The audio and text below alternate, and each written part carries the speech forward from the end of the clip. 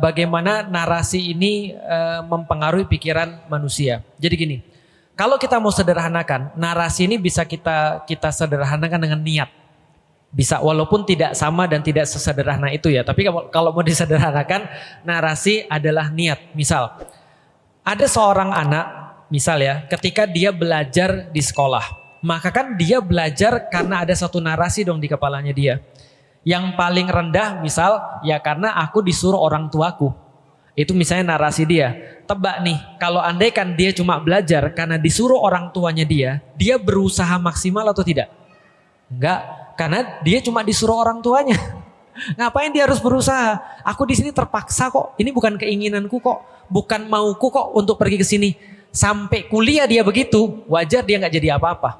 Jelas ya? Aku secara pribadi, kapan aku merasa bahwasanya aku perlu untuk sekolah itu untuk aku sendiri? Itu pas SMP. Pas SMP aku jadi sadar, oh aku merasa malu, nilaiku nggak cukup untuk masuk sekolah ini. Tapi karena ibuku pengen banget aku masuk sekolah ini, dia menggunakan segala cara supaya aku bisa masuk. Malu rasanya.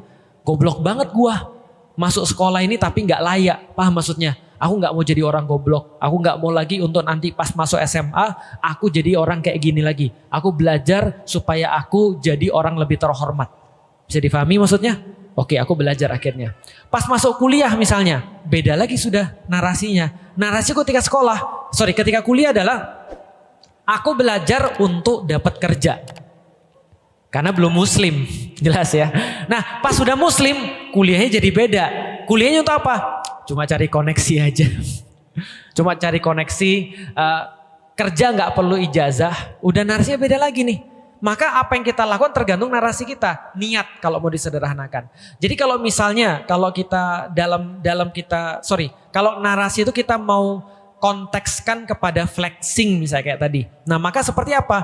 Apakah kita harus flexing? Tergantung narasinya apa. Misal ya, kan kita sudah sampein. Apakah di dalam Islam ada flexing? Jawabannya ada. Tapi flexing yang terukur. Bukan flexing sembarangan. Benar-benar flexing, literally flexing. Contoh ya, Nabi Muhammad kita sudah kasih tahu seringkali ketika beliau umroh qadha, beliau pas lagi mau masuk ke tawaf, beliau diomongin sama kafir Quraisy.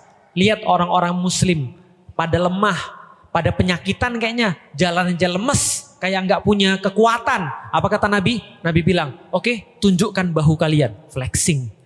Flexing muscle gitu kan ya. Artinya flexing otot, bener-bener flexing. Yang ditunjukin apa? Otot sebelah kanan dong. Lihat nih otot-otot kaum muslimin. Tadi siapa yang bilang orang-orang muslim penyakitan? Siapa yang bilang orang-orang muslim lemah? Tunjukin ototnya. Itu flexing. Tapi untuk apa? Membuat gentar musuh. Menunjukkan bahwa kita tuh kuat. Sehingga menimbulkan rasa hormat dari musuh. Itu penting flexing. Bisa dipahami sampai di sini? Tapi kalau lagi sholat jangan flexing. Jelas ya, makanya niatnya apa dulu nih, narasinya apa dulu. Kalau narasinya adalah untuk perang, maka boleh bagi orang muslim dalam keadaan perang yang sudah tua-tua renta, yang rambutnya sudah putih, dicat hitam, boleh flexing supaya musuh lihat, wah keren-keren nih muslim, rambutnya putih-putih, masih muda semua, padahal kakek-kakek. Kan gitu. Nah itu boleh untuk flexing kayak gitu, seolah-olah kita banyak, seolah-olah kita kuat, itu boleh. Karena untuk meninggikan marwah agama. Tapi kalau lagi ibadah, narasinya beda. Ibadah itu hanya untuk Allah. Maka jangan di flexing.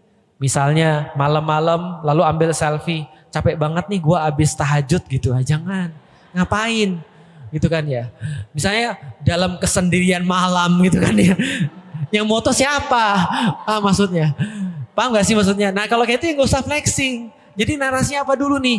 Pengusaha muslim. Dia pengen nunjukin bahwa pengusaha muslim juga ada yang kaya. Dia boleh aja. Untuk misalnya dia punya mobil bagus. Dijemput ustadznya pakai mobil bagus. Gak ada masalah. Itu secara narasi masih bisa diperbolehkan. Yang gak masuk akal bagi saya adalah ustadz punya mobil mewah. Itu bagi saya gak masuk akal. Kenapa? Karena itu flexing yang gak perlu. Jelas sampai di sini? Artinya boleh nggak? Boleh, cuma nggak etis aja bagiku. Atau misalnya contoh gini, Ustadz Narif, itu bagiku nggak etis. Boleh nggak? Boleh, tapi nggak etis bagiku. Artinya kita udah bahas tentang narasi ini udah lama. Artinya sesuatu yang kita niatkan kalau ada ujungnya boleh kita lakukan. Ujungnya baik boleh kita lakukan. Tapi kalau misalnya ujungnya hanya mengharap ridho Allah, jangan flexing. Jadi kita lihat dulu kasus per kasus ya. Jadi seperti apa flexing di dalam Islam itu boleh atau nggak bolehnya, kita lihat kasus per kasus. Itu yang pertama. Yang kedua, cewek red flag ya. Tentang cewek red flag. Alhamdulillahnya aku bisa kasih tahu. Aku pernah ngasih tahu gini. Cowok itu ada 2 tipe. Cowok baik dan cowok jahat. Cewek ada 3 tipe. Cewek baik, cewek jahat, dan cewek tengah-tengah. Oke, aku ulangi ya. Cowok ada 2 tipe, cowok baik dan cowok jahat. Pertanyaannya, cowok ada 2 tipe ini, cowok baik dan cowok jahat. Yang lebih banyak cowok baik atau cowok jahat? Benar. Jadi lebih banyak cowok jahat daripada cowok baik. Itu yang pertama ya. Cewek ada 3 tipe. Cewek ada 3 tipe. 1 cewek baik, 2 cewek tengah-tengah, 3 cewek jahat. Yang lebih banyak cewek baik, cewek tengah-tengah atau cewek jahat? Cewek tengah-tengah itu paling banyak tuh. Cewek baik dikit, cewek jahat dikit. Cewek tengah-tengah itu paling banyak, cewek gak jelas itu paling banyak. Artinya, kabar baik buat Anda, kalau Anda randomly milih cewek, paling Anda dapat yang paling mungkin cewek tengah-tengah atau cewek baik.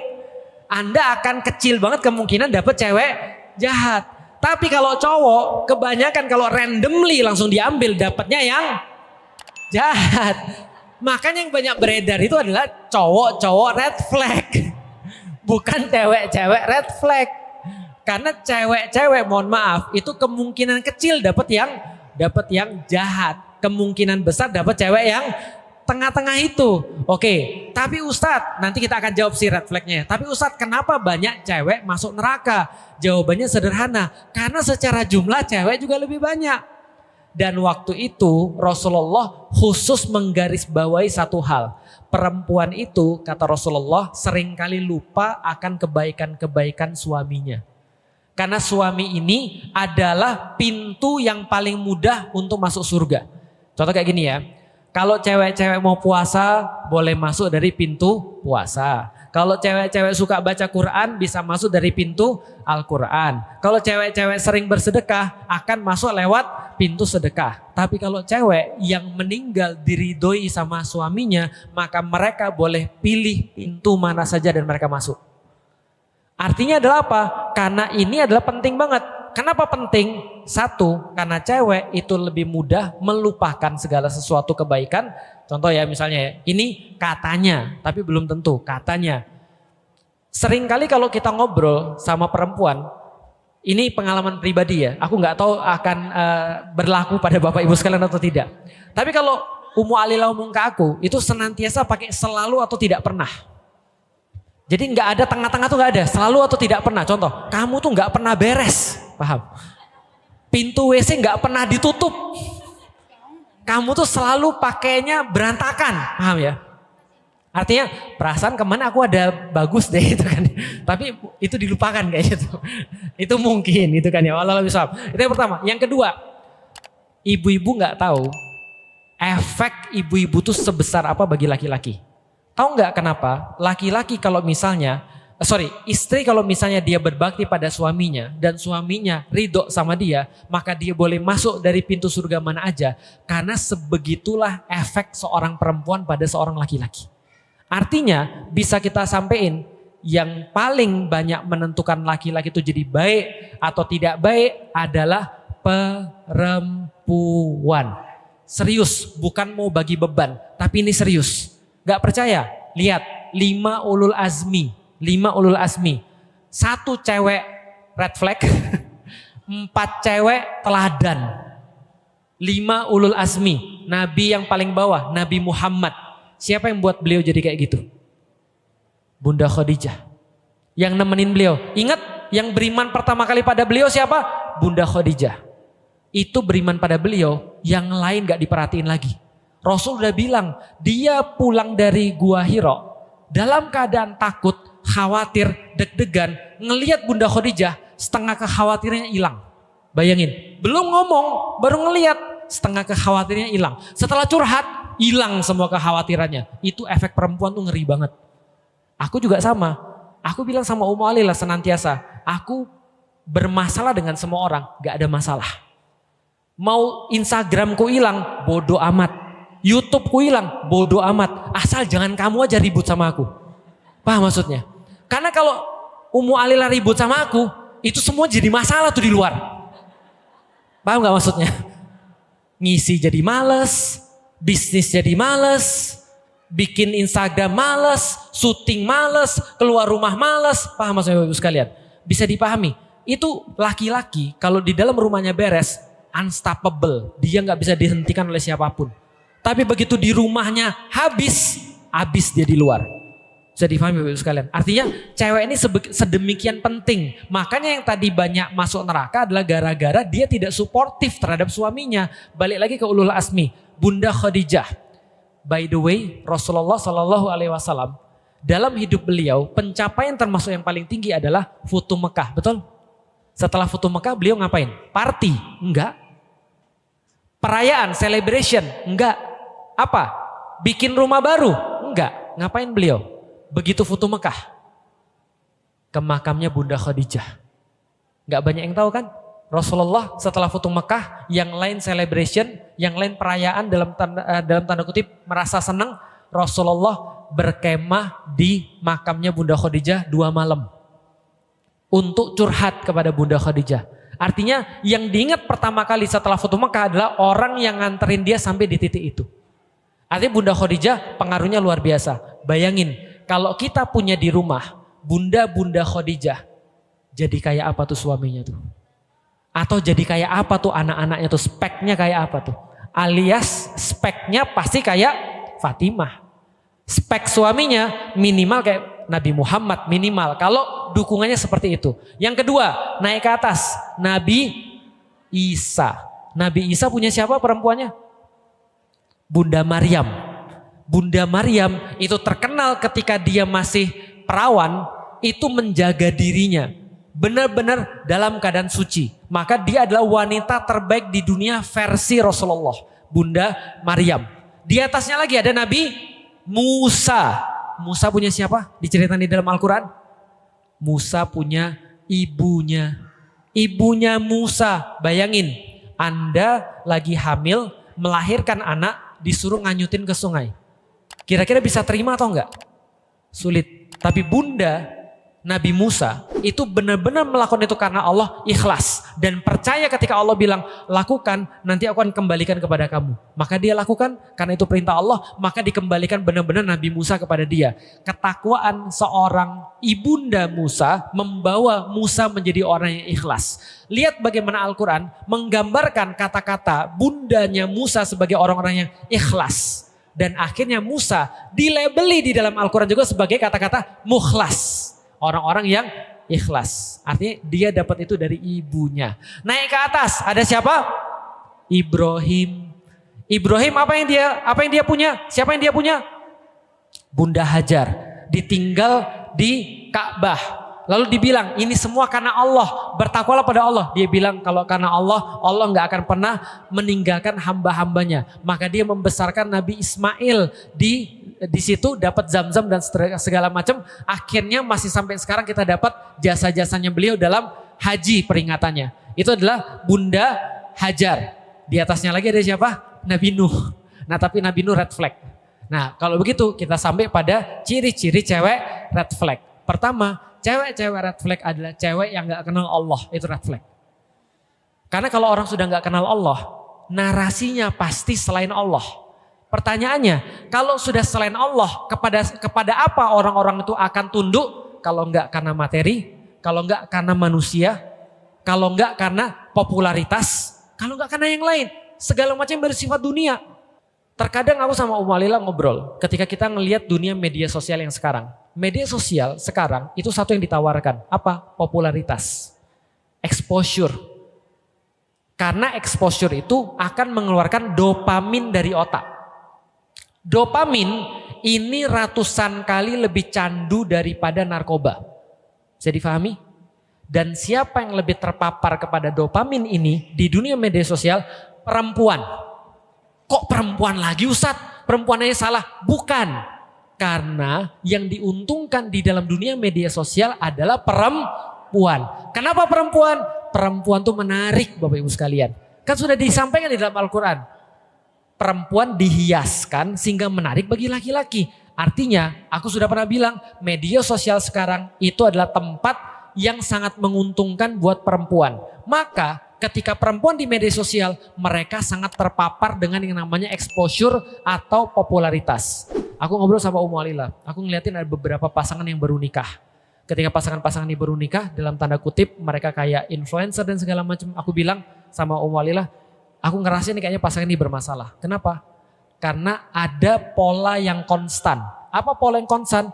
Perempuannya senantiasa nyari exposure di media sosial secara berlebihan. Apa-apa diposting, apa-apa diposting, apa-apa diposting. Lagi ribut sama suami diposting, lagi terus kemudian romantis sama suami diposting, pelukan sama suami diposting, ini diposting, suamiku keren banget diposting, suamiku begini diposting, semua diposting jadi exposure. Bisa difahami Bapak sekalian. Artinya apa yang terjadi? Yang terjadi akhirnya adalah dia mulai craving, mulai candu dengan exposure itu. Dan akhirnya yang di sebelahnya jadi nggak cukup. Karena ada penelitiannya. Cewek-cewek yang terpapar di sosial media sering kali dipuji, sekali upload ratusan komen, cantik banget, keren banget, body goals banget, relation goals banget, segala macam pujian-pujian itu akan membuat dia merasa candu sehingga akhirnya hidup dia di situ. Besok ketika suaminya bilang, kamu keren banget hari ini, itu biasa bagi dia karena bukan itu lagi yang dia cari. Paham sampai di sini? Berarti cewek red flag yang pertama yang nggak kenal Allah. Kalau nggak kenal Allah, dia akan cari yang lain. Entah itu harta, entah itu manusia, popularitas, dan seterusnya. Itu cewek red flag yang pertama. Kayaknya nggak ada lagi kayaknya yang lain. Cuma itu doang sih kayaknya cewek red flag. Karena cewek red flag, cewek itu secara secara natural, cewek itu lebih mudah untuk diubah daripada laki-laki. Sebenarnya. Karena contoh kayak gini ya. Laki-laki yang paling penting bagi dia adalah harga diri. Perempuan paling penting adalah perlindungan, kenyamanan. Itulah kenapa kajian lebih banyak perempuan, bukan laki-laki.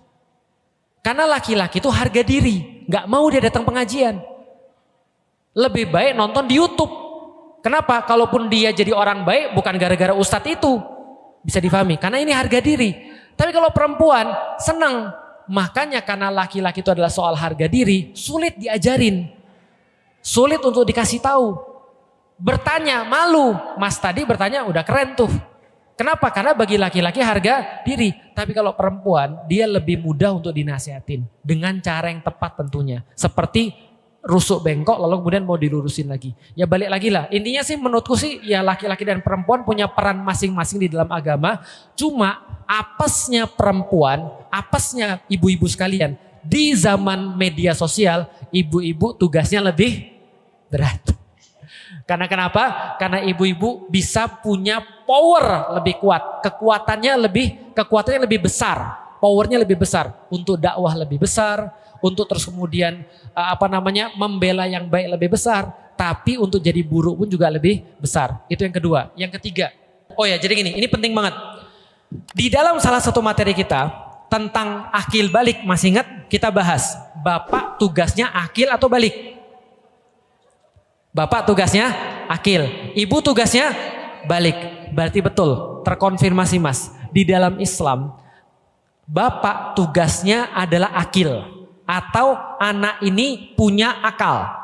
Ibu tugasnya balik, menyiapkan fisiknya. Contoh ya, kalau nanti anak ini gede stunting, salah ibunya, jelas. Kalau anak ini gede misalnya, dia nggak ngerti badannya dipakai untuk apa, itu salah ibunya, jelas. Maka ibunya yang tugas. Nak, ini badanmu gunanya untuk ini, tanggung jawab terhadap badanmu begini. Nak, mandi yang bersih, sikat gigi yang bagus, itu ibu. Badan dijaga, kasih makan yang bagus itu dijaga. Itu tugas ibu lebih berat. Tugas bapak, akil. Akil itu apa? Akalnya jalan. Bukan gini nak caranya. Kalau ngomong gak kayak begini. Kalau kamu ngomong gini gimana kira-kira? Gimana cara orang nanggepin kalau kayak begini? Gak bagus kan? Nah harusnya tuh begini, cara ngomongnya tuh begini. Aku kemarin dihina sama orang, aku dibilangin gendut, aku dibilangin bodoh dan segala macam. Nah kamu tahu gak kenapa orang-orang bilang begitu? Orang bilang begitu karena mungkin dia merasa sakit hati. Sehingga dia perlu untuk menyakiti orang yang lain. Karena kamu tahu enak gak digituin? Gak enak, maka kamu gak boleh gituin orang. Lah terus kalau dia ngata-ngatain aku terus gimana? Kalau kamu nanggepin, dia malah lebih seneng. Coba kamu lihat kalau kamu nanggepin, dia berhenti nggak? Nggak kan? Nah makanya gimana cara terbaik? Diemin aja. Kata-kata dia bukan nilai kamu kok. Nilai kamu sendiri yang tahu. Abi tahu kamu seperti apa. Nah itu tugasnya Bapak. Supaya orang itu jadi berakal. Anak ini jadi pinter. Gitu kan ya. Ngeliatin, nih ada video orang dibully. Aku bilang sama anakku, orang paling rendah adalah orang yang harus nyakitin orang lain untuk merasa dirinya hebat. Orang-orang kayak gini, ini insecure. Aku bilang gitu. Kenapa? Karena orang-orang kayak gini, dia nggak punya tanggung jawab. Tangan tuh apa? Tangan tuh ngelindungin orang. Kalau kamu kuat, kamu harus ngelindungin orang. Lihat nih apa beda sama Israel. Ajarin balik. Ajarin dia punya akal. Ngelihat perempuan. Perempuan harus dilindungi. Perempuan harus hormat sama dia. Di dalam Islam kita nggak boleh ngomong kepada orang tua. Apalagi kamu ngomong kayak gitu nadanya. Itu kan cuma main-main aja. Ya kan main-main bisa dengan nada yang baik. Abi nggak mau dengar lagi kayak gitu ya. Itu akil. Jelas ya sampai di sini ya. Ngelihat bagaimana caranya bapak itu jadi seorang bapak. Bagaimana seorang laki-laki jadi seorang laki-laki. Dan ada beberapa penelitian sekarang ternyata memang betul ada kaitannya LGBT dengan fatherless. Tidak hadirnya ayah itu menimbulkan masalah mental. Banyak sekali masalah mental yang ditimbulkan karena nggak ada ayah. Satu, dia bisa jadi kekerasan. Dua, kelainan atau penyimpangan seksual juga bisa. Tiga, masalah-masalah mental yang lain. Jadi nggak ada ayah, ini benar banget problem. Fatherless nation itu problem. Makanya sebenarnya sekarang yang harus dilakukan seperti apa? Kalau memang kita tumbuh tanpa figur seorang ayah atau figur seorang ayah yang nggak benar, untuk itulah belajar tentang Nabi Muhammad itu penting. Karena Nabi Muhammad itu adalah figur ayah bagi kita semuanya. Harusnya ayah itu seperti apa? Harusnya laki-laki itu seperti apa? Omongan laki-laki itu seperti apa? Ini namanya teladan. Karena teladan tidak harus didapat dari sosok yang asli. Syukur-syukur ada sosok yang asli. Makanya salah satu sedihnya aku sebagai seorang pengajar adalah karena memang kita gagal menciptakan banyak laki-laki yang bertanggung jawab. Andaikan kita sekarang sudah tahu bahwasanya laki-laki itu penting, maka mohon maaf ya, ini ada quotes yang agak sedikit kasar. Quotesnya adalah orang bajingan guru terbaik. Kalau kita sudah tahu, nggak enak rasanya punya figur ayah yang nggak baik, atau punya figur ayah yang mungkin nggak sempurna. Ingat baik-baik pelajarannya, jangan jadi kayak gitu. Aku belajar banyak, bapakku bukan orang yang sempurna. Aku belajar dari beliau sebagian, aku belajar tidak mau jadi beliau sebagian. Tapi kan tertanam di kepala. Maka kita jangan sampai orang yang demikian. Aku bayangin kalau aku punya anak, aku tahu gak enak kalau kita salah langsung dibentak. Gak enak kalau kita salah langsung dipukul. Gak enak kalau kita gak pernah dimintai pendapat tentang sesuatu cuma dijudge. Aku tahu itu gak enak. Maka ketika aku jadi ayah, aku berusaha untuk jadi figur yang berbeda. Aku tahu bahwasanya aku gak pernah dipeluk sama bapakku. Maka aku mau meluk anak-anakku sekarang. Jangan jadi orang yang kita gak mau. Nah ini adalah pembelajaran juga. Karena jadi gini ya, orang baik itu bisa jadi lahir daripada keluarga yang baik. Tapi bisa jadi lahir daripada keluarga yang juga tidak baik. Karena dia tahu gak enaknya jadi orang yang tumbuh di keluarga tidak baik. Nah artinya gini, kalau kita bilang yang tadi disampaikan juga, aku belum siap jadi seorang ayah. Aku perlu kasih tahu, gak ada yang siap jadi seorang ayah. Gak ada yang siap. Tapi yang perlu kita tahu adalah pertanyaannya adalah kenapa kita mau jadi seorang ayah. Karena gini teman-teman sekalian ya. Aku bersyukur ketika ada kata-kata itu keluar. Saya belum siap jadi seorang ayah. Berarti dia tahu minimal. Dan dia mau belajar. Karena justru aku khawatir kalau ada orang yang bilang aku udah siap jadi seorang ayah. Padahal dia belum belajar apapun. Nah maka udah umur 30 coba siap-siap. Kira-kira kalau aku belum siap sekarang seperti apa figur ayah yang aku mau. Bayang-bayangin dulu aja. Sambil nanti cari cewek-cewek yang gak red flag.